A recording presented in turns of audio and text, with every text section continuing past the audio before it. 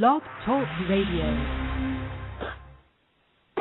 You're listening to Funky Monkey MMA. Welcome to another edition of the Funky Monkey MMA Radio. I am Rob Mead. Today I'm being joined by my co-host, Dave Davis. How are you doing today?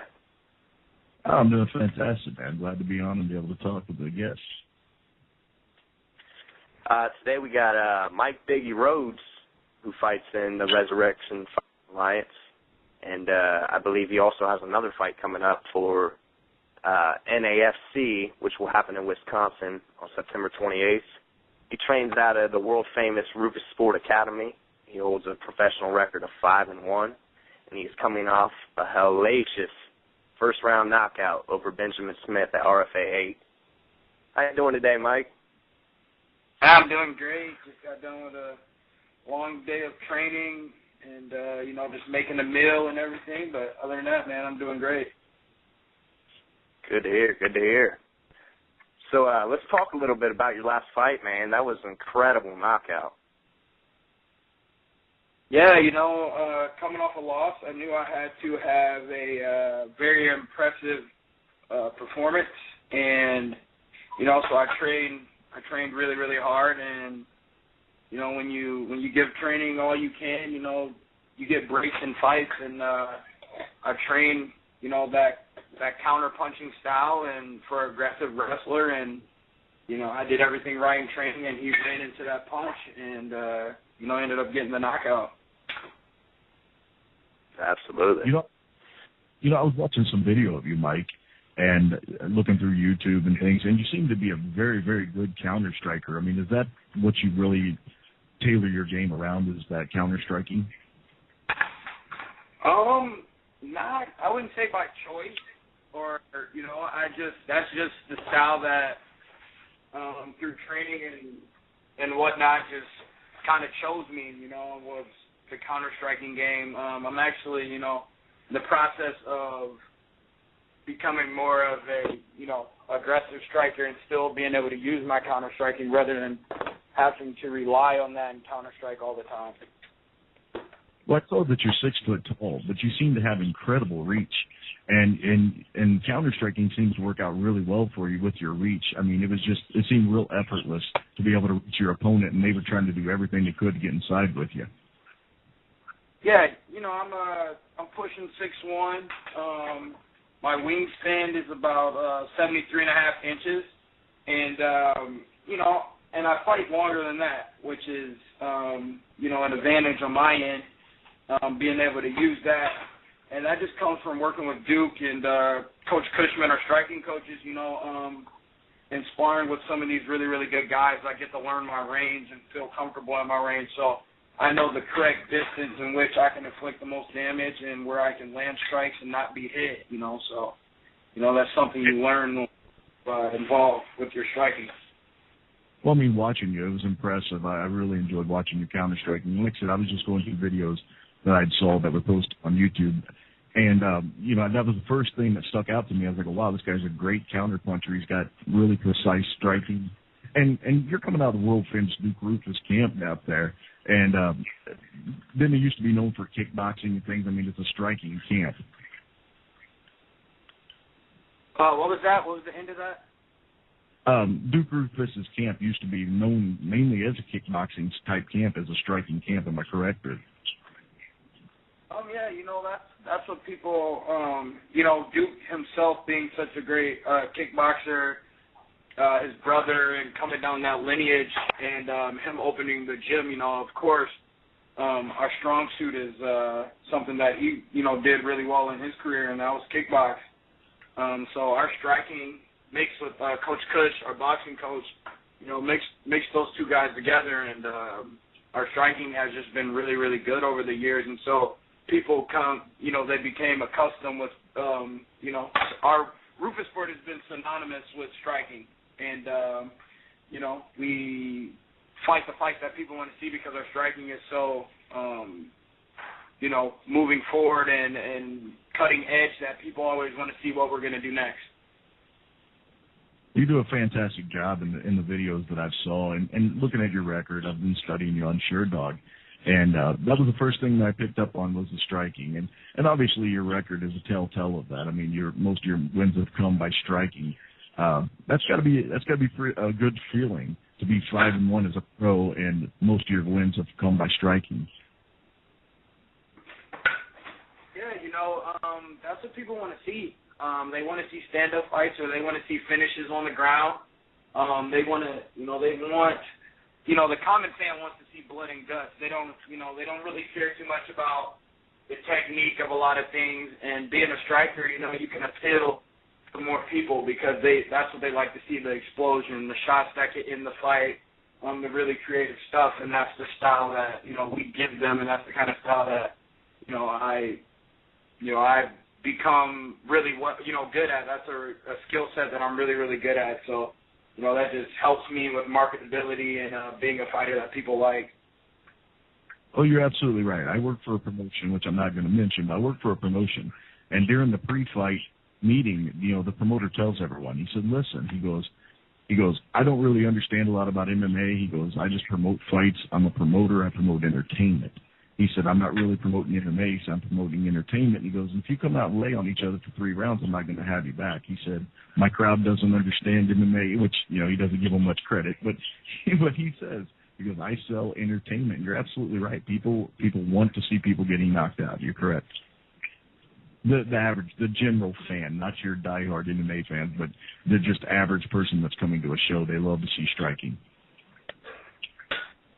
Yeah, they like to see, pretty much they want to see a bar fight with technical features and whatnot, but they don't understand a lot of the subtleties that go into striking and what we do while we're striking, footwork and certain things like that. They just see the punches and everything like that landing, so that's more of what they, really care to see and watch, as your casual fan.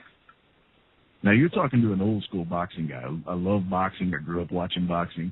And there was something that I really enjoyed watching your videos was when you get, as the fight goes on, you settle into the fight, you know what this guy is bringing, and you know what you can do. And when you get totally in control, when Mike Rhodes gets in control, you get this sense of just relaxation over you.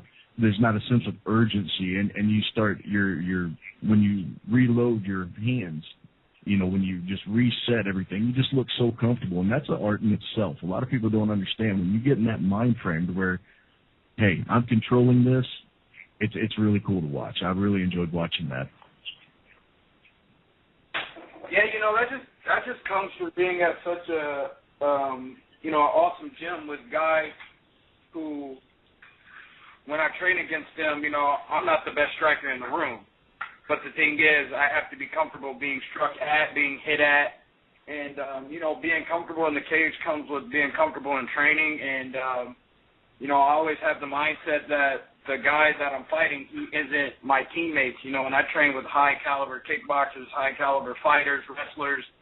So I'm really comfortable stepping into the cage, from the get-go. And like you said, I become even more comfortable as the fight goes on, and that's just because, I'm thinking in my head, this guy isn't as fast as Anthony Pettis. He isn't as strong as Pascal Kraus. Like, he isn't going to be catching me. He doesn't have the training partners and the ability that I have. That's what I'm thinking in my head. So that translates into my fighting style, when I'm in the octagon. You're right. You train with champions to become a champion, and you've got to train with guys that have been there, and it's iron sharpening iron. You just have to have tough practice partners and things to train with. But I noticed in a lot of your past interviews, before or as you were turning pro, you talked about the importance of turning pro and how you welcome the transition. What's the thing that you've noticed the most, or maybe what has been the most unexpected that you've noticed in your opponents in turning pro? What was that? Can you repeat that one more time, please? When you transitioned from amateur to pro, I know that was a very big deal to you. What was the biggest thing that surprised you when you turned pro in your opponents? I know you were welcoming the change. What was the one thing that really surprised you with your pro opponents? I think their size when turning pro. When you fight amateur, you get a lot of guys who might not take the sport as serious as they should. They don't, weight train. They don't do a lot of things like that. And when I turned pro, even dropping a weight class, I found out that the guys are bigger, they're faster, they're stronger, and that's something that I had to adapt to as well. On the fighting side of things, I figured that turning pro, all the fights are just going to be harder. I don't think it was too much of a change for me.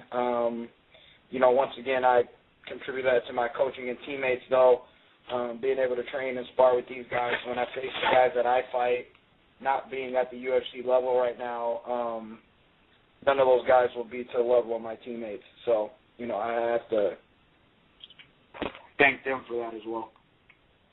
Oh, absolutely. I mean, there's a big difference. A lot of amateurs don't understand that, anyone can buy a pro card. But when you start fighting opponents that are fighting for a paycheck, fighting for that car payment, that house payment to, feed their kids, it changes. They start taking every single fight as if it's their last fight because, that extra win money could be the difference in making a car payment. So they're there to win, and they're not there as a hobby. So it changes. There's a different mentality when you turn pro, and a lot of guys don't understand it. But while reading your interviews, I saw you as a guy that was really taking it serious, and it meant a lot to you. And so I was real curious about that.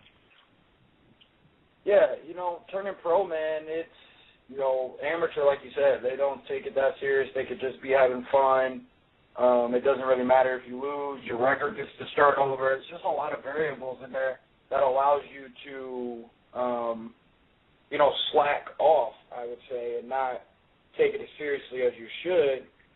I think people should take their amateur record serious. Yeah, you get some losses, take some tough fights, but you also, you need that experience of being in real fights. You know what I mean? So when you turn pro, you're not surprised, and by the time, if you're ready to turn pro, that's when you understand how real it really is and how serious you have to take it if you make it through your amateur career and whatnot. Yeah, you're absolutely right. So we got some more questions coming up for you. I know we're going to have to take a sponsor break just here in a moment. Okay. Funky Monkey MMA. Real quick, I'd like to give a shout-out to KOBK Fighter. You can find them at KOBKfighter.com. They got some awesome $10 T-shirts and some badass ski shorts. Go ahead and like them on Facebook as well. While you're at it, go ahead and check us out on Facebook.com/The Funky Monkey MMA. You can subscribe to us on iTunes. We are also on Stitcher Radio, YouTube, and you can find us over there. You can find us on Twitter as well. You're listening to Funky Monkey MMA. Mike Rhodes, you're a very talented guy and very athletic. And did you play any other sports before you got into MMA? I played basketball in college. I grew up playing basketball. That was my main sport. I got into MMA because I was trying to get in better shape to play at a Division II school. I was going to walk on, but I was really heavy and out of shape, and so in joining the gym, they're like, try this cardio kickboxing class. We think it's something that you'll like, and it'll help you, lose the weight that you're looking for, and so that's how I ended up finding MMA. But yeah, I'm a basketball player at heart. Well, I was. You'll always love basketball. I mean, I've done lots of things outside of MMA that I still love. MMA is obviously my business. It's what I love. It's my passion. But you'll still find time for the other things. But you fight at 170. What's your natural weight that you walk around at? I know you got into MMA to lose weight. What is the natural weight that you walk around at now? Now I usually walk in between like 190 and 95.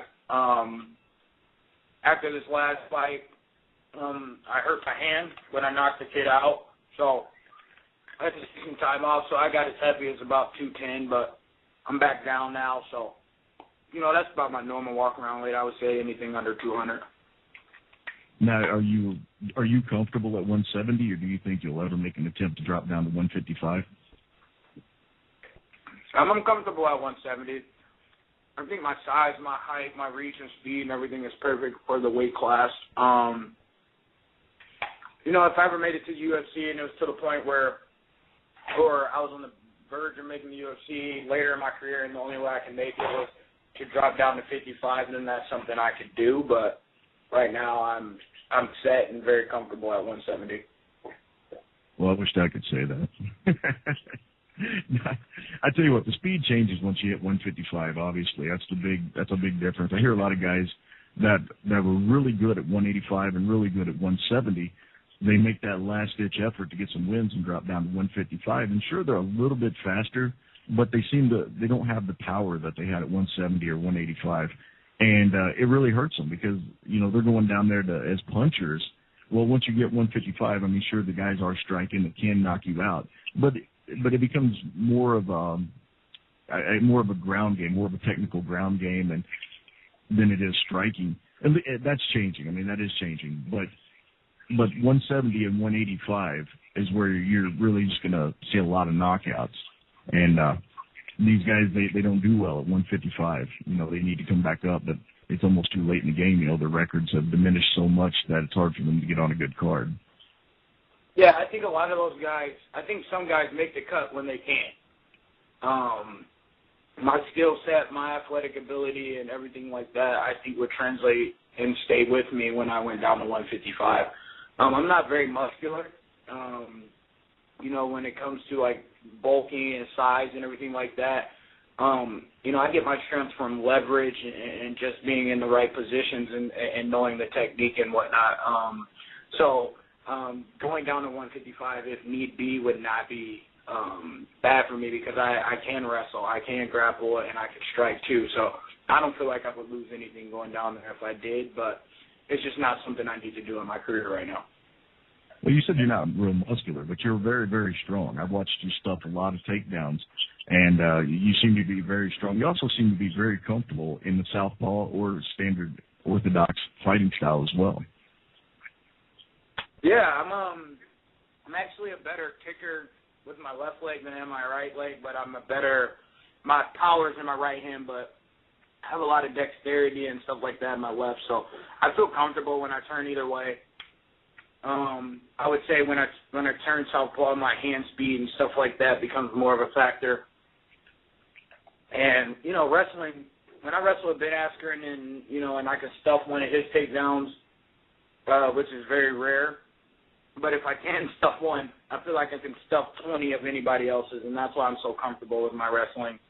I have a really good teacher, him, so, I'm never in a bad position in a fight where I feel like I'm, where I can't work out of it or I can't, use technique and whatnot and know what I'm doing. So, that's the reason why I'm so comfortable in the cage. Absolutely. Well, before we pick your style apart too much here, let's have some fun here. Who do you want to fight? Who do you see coming up the pipeline for you next? Who's that person that you really see that you want to take on in the cage? I want to fight Brandon Thatch, the kid who beat me. I took that fight on short notice.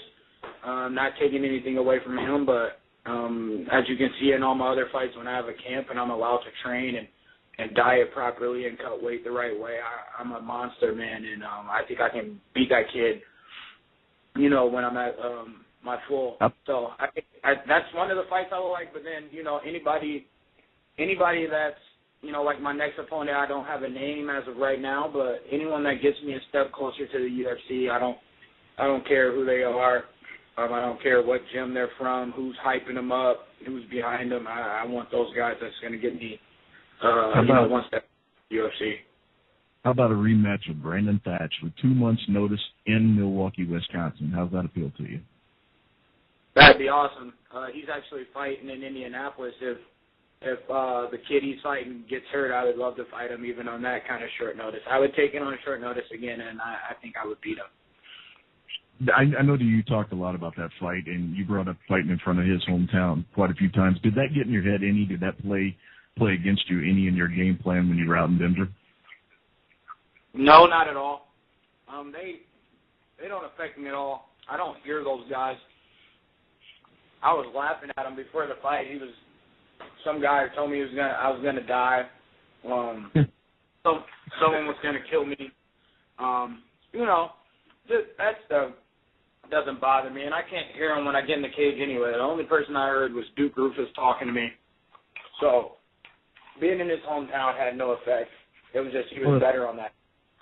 Well, that's the way it should be. You know, I know a lot of fighters, they prefer not to fight in their hometown. Or not a lot, but I know a handful of fighters, they prefer not to fight in their hometown because they feel like there's way less pressure. You know, they're not there in front of their mom. They're not there in front of their aunt or their cousins or co-workers or any of that stuff. And they feel like if they fight a guy, you know, they're automatically the underdog when they're in a hometown. So when they shock everybody, that makes it even more special to them. Yeah. When you think you're going to shock somebody, though, that kind of means that you have, like, some kind of doubt in your head or something like that. Like, I don't have that at all. So I don't care if I fight him in my hometown, his hometown, a neutral site. I feel like I'm going to beat that person anyway. So it's not really a shock to me. It might shock them, but I expect to win. And moving to Wisconsin, all my fights for the last 2.5, almost 3 years fighting up here and fighting, I've been, in hostile territory. I'm never the hometown kid here. Even when I fought the kid here in my last fight, this is Milwaukee, Wisconsin is my adopted hometown, but the kid was actually from Wisconsin, so it was still a home fight for him, so I haven't had an actual everybody, 90% of the crowd is for you home crowd fight. I haven't had one of those. And it doesn't matter to me. It doesn't affect my performance at all. What's your hometown? That's not Milwaukee. I'm from Waterloo, Iowa. That is my That is my hometown and place of birth. So I haven't fought there since. It's been over 2 years since I fought. I was still an amateur. It was probably my 4th amateur fight. Was my last fight in my hometown. I'm not kidding you. Listening to you talk about this rematch possibly with Brandon Thatch gets me excited. I want to introduce that fight so bad now. It gets me pumped up. Yeah, I definitely would want to fight that kid again, man. That's something I definitely want to do. What do you think is... Oh. What'd you say? Yeah, I wanted to ask you, you were talking a little bit about the mentality thing. How much does that play a part in the mixed martial arts? Man, if you don't, that's, you can have all the skills and, all that stuff and have all the sponsors and everything back you, but if you don't have a strong mentality and you don't have that mental toughness about you, you can't perform in this sport. If you're a mental midget and you can't get up and perform in front of people, or you can't, withstand someone punching you, you fold in fights, you want to quit. It doesn't matter how talented you are. If you can be broken, that's when those hard-working kids without all the talent, that's when they beat you. It's because they have more heart than you. They have a stronger mindset and mental game, and that's something at Rufus Sport we really preach is having a champion mindset. As long with our, to go along with our training is to have that mental capacity to never quit, to be stronger than your opponent mentally and physically, and just have that, that's the extra thing, because we're all well-trained. When you get to the high level, it's who wants it more, who's mentally tougher, and who, can think themselves through the fight because they're not, mentally, they're not a mental midget when it comes to fighting. They're able to take the pressure and keep fighting. Well, if you can remain calm in a tough position or a tough spot, if a guy does catch you with something, if you can remain calm, you've got a much better chance of getting past that. Yeah, the first rear naked choke that Brandon had on me probably would have tapped a bunch of people, but, even with almost going unconscious, you train that. You used to, being subbed or fighting it to the very end, so I was able to stop in the middle of being choked, think, okay, what are my steps here? 1, get my head to the other side. 2, get a hold of his arm, grab his head, stuff like that. And I went through those things in my mindset, so I got the fight out of it for a little bit.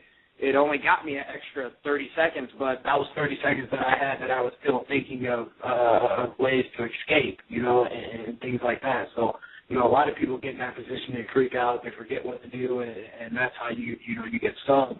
And in some instances, I would have been able to get out of that hold if it was a lesser guy. But, he was also thinking and, was able to catch me. Well, it's definitely impressive. Rob, I'm not going to hijack anymore. I'm going to let you go ahead and ask the rest of the questions. Oh, no, you're good, man. You're good. Go ahead. You got to watch me, Mike. I'll take it. I'll hijack a show. I've got a ton of questions. I did want to ask you, though, how long have you been with Duke Rufus up there, Rufus Sports? I came up here for 2 months in the summertime when I was a junior in college, and I just visited, and I went and finished my first semester of my junior year, and I left. So I've been up here in December it'll be 3 years. Well, you obviously know the importance of being at a good camp. We've talked about it in this interview. You've talked about it in other interviews. What would you tell amateurs out there the importance of getting into a good camp? I think if you want to take it serious, you need to step outside of being the best fighter in your gym as an amateur and, venture out and check out some gyms and see what gym fits your style, your mentality, it has to fit you because that's something, and in some place you're going to have to want to be a lot. And I think I found that with Rufus Sport is, my teammates are incredible, not only because they are like UFC fighters, Bellator champions, or anything like that, but they're just a unique group of guys and we all fit. We all look out for each other. We all have each other's best interest in mind while we're doing anything together or apart. And, it's a family. So I love my family, and that's the reason why I can put so many hours in at the gym, and that's the reason why when I don't want to go to the gym, I can. And, they'll will me to go there because I just like being around those guys. And so, getting better and all that stuff is great, but you have to have coaches and people around you that you want to be around a lot because this sport takes a lot of time and a lot of dedication. Well, one thing a lot of fighters forget, that even though it starts with the fighter, it is a team sport. And even though it's one guy in the cage, one fighter in the cage, he's got support coming from his family, his gym, everybody. Everybody's putting their heart and soul into helping him get better. And there's a lot of people that forget that, but you seem to be very humble, very down to earth, man. You seem like a really, really great guy, and I wish you all the best. Yeah, that's something that people forget about this sport, and you have to play a certain role while you're in the sport to be popular. Either you're, like my teammate Ben Askren, either you're the heel or you're the hero, and sometimes it's easier for people to be the heel. And, Ben Askren's one of the nicest, coolest, just greatest down-to-earth guys you'll ever meet in your life. But it suits him to be the heel when it comes to his MMA career. And so,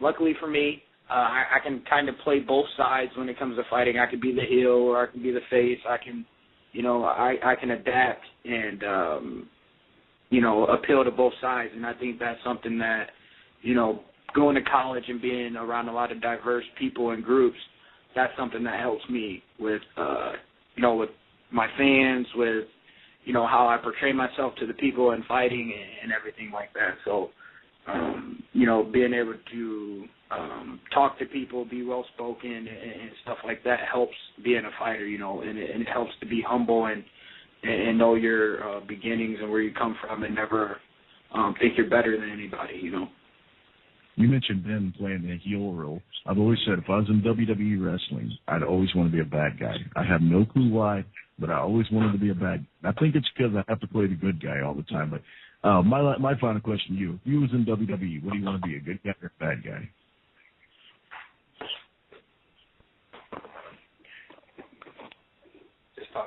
Hey, what's up? It's Pascal Kraus, the German Biggie was talking about before. I'm not sure. I know we're about to run out of time, Rob. I'm going to let you wrap up the show. All right. Just giving a shout-out to Biggie, Biggie Rhodes. It's crazy how that guy improved the last couple months. It's actually pretty scary. So all the welterweights out there, better watch out for that boy. He's coming. And don't forget to tune in August 31st, UFC 164. A lot of Rufus Sport guys fighting on that card. Chico, Eric Koch, myself, and, of course, Anthony Pettis going for the title. So make sure to check that out. Right on. Real quick, I just wanted to say, if you're listening to the live version of this, you can check us out on iTunes right now after the show ends, and you can listen to us as well. Who was on the phone again? Buddy. I missed it at the very beginning. That was Pascal Kraus, my German teammate. He's a welterweight fighting August 31st, so he wanted to hijack the interview for a little bit. Oh, right on. Tell him we'd love to have him on if you'd like to come on, man. Yeah, definitely. We'll have to get that set up. Well, Biggie, we'd like to thank you for coming on the show today. We got about a few minutes left. If you want to shout out to your sponsors or anything else, the floor is yours. Yeah, definitely. I just want to say thank you to all my fans and supporters, my family, all my teammates at Rufus Sport. I just want to send a good skill. I don't believe in luck. So good skill to all my teammates fighting in the UFC 164. Anthony's going to bring that title back here to Milwaukee and to Rufus Sport. Pascal's going to put on an incredible performance that's going to boost him in the welterweight division. Eric Koch's going to make a statement and knock Poirier out for talking all that shit he's talking. And Chico's going to put on for his home city and do really well. I just want to say thank you to the RFA for letting me step outside of my contract, the great contract that they have me signed to, which is a 4-fight deal. I'm so excited about that, but, they let me fight September 28th for the NAFC, and I'm just really excited and happy about that as well. So thank you to all those guys, Ed Soros, and all those guys at RFA for allowing me to do so, and, thank you for the interview. We thank you for coming on today, man. Appreciate it. Yep. Have a good day. You too.